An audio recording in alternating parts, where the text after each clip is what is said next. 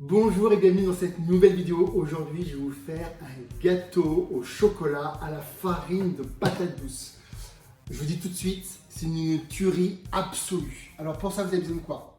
50 g de farine de patate douce et il faut prendre absolument cette marque-là, sinon le rendu sera pas du tout pareil. Ensuite, il vous faut 200 g de chocolat noir. Pas la peine de prendre de 70, 80, 90% parce qu'il n'y a pas de sucre à ajouter. Donc le sucre du chocolat, on va dire à 50, 52% suffit largement et ça sera très bon comme ça. 150 g de compote, 3 œufs. Bon, c'est tout est bio. Hein. Et puis aussi de l'huile de coco, ce sera juste pour beurrer mon moule ensuite. Alors là, j'ai pris un moule à Kouglof. Mais c'est pas obligatoire, on pourrait prendre un moule à cake, vous pouvez prendre un petit moule, bref, peu importe. Moi j'ai trouvé ça assez joli dans un moule à Kouglof, donc j'ai pris un moule à Kouglof.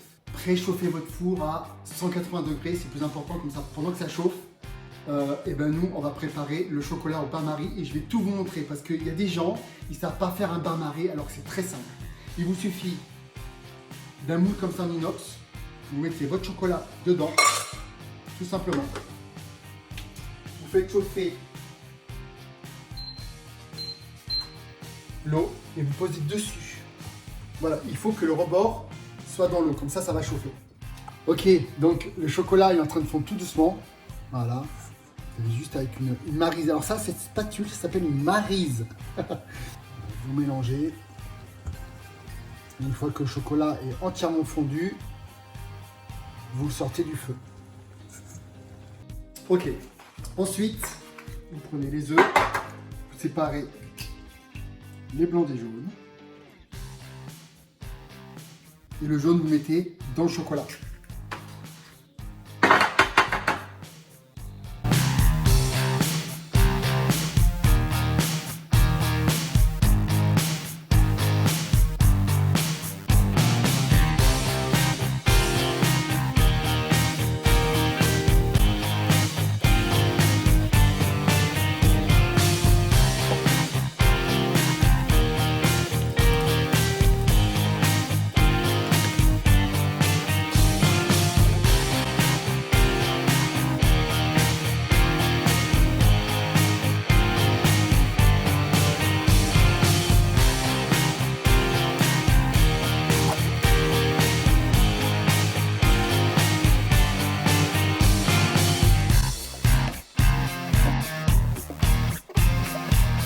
Ok, maintenant on passe au blanc en neige. Hop. On commence toujours petit, premier cran. Et on augmente.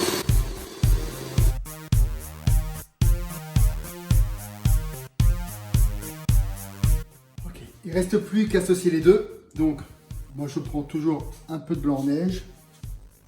Voilà, je mets à peu près la moitié pour commencer. Alors, la technique, c'est toujours de soulever par en dessous et de remonter comme ça. Voilà, ça évite de trop casser les blancs. Hop.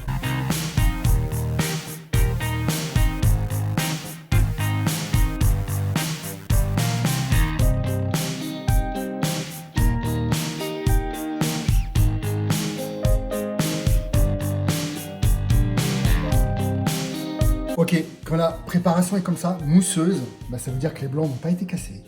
Voilà. Voilà, vous savez que ce mélange-là, ça veut dire presque un peu du genre de crème au chocolat. Voilà, c'est vraiment le top du top. Ok. Ok, maintenant l'huile de coco. Alors l'huile de coco, j'ai juste m'en servir pour beurrer mon moule. Vous pouvez utiliser bien sûr du beurre. Si vous avez vraiment un moule qui est anti-adhésif, vous n'avez pas besoin non plus. Et voilà, moi j'aime bien l'huile de coco. En plus, c'est quelque chose qui résiste extrêmement bien à la chaleur. Donc voilà, on va prendre un petit morceau. Voilà, et après, voilà, avec les doigts, vous beurrez comme si c'était du beurre en fait. Exactement pareil. Vous beurrez votre moule avec. Dernière étape. Voilà, comme elle est belle. Hop, dernière étape, vous versez dans votre moule. Encore une fois, vous pouvez utiliser n'importe quel moule. Hein. Moule à cake, moule à gâteau, peu importe.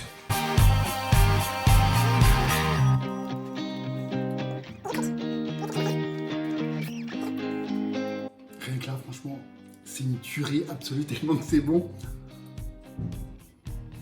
C'est trop bon. Bref, Donc, vous prenez votre moule et hop, suivez-moi.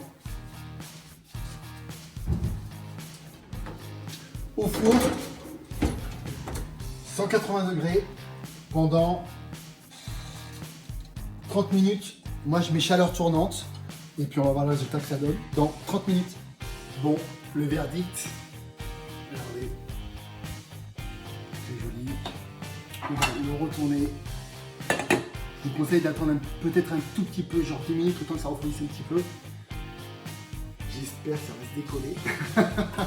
Sinon, vous êtes obligé de recommencer. Hop.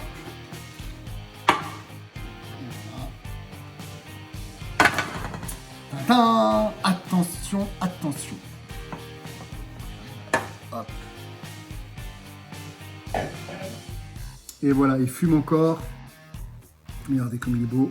On va voir ce que ça donne la découpe. Est-ce que la cuisson de 30 minutes a suffi? On va voir. Hop, regardez l'intérieur. Et c'est parfait. C'est parfait. Voilà, alors, si vous faites dans un moule plus plein, plus complet, peut-être 35 minutes, c'est à vous de voir. L'odeur ici est tout simplement incroyable. Bon, j'espère qu'en ces périodes de confinement, ben voilà, vous pourrez faire une petite recette qui va régaler vraiment toute la famille, qui est en plus hyper saine nutritionnellement. Donc voilà, si vous avez aimé, n'hésitez pas à partager cette recette.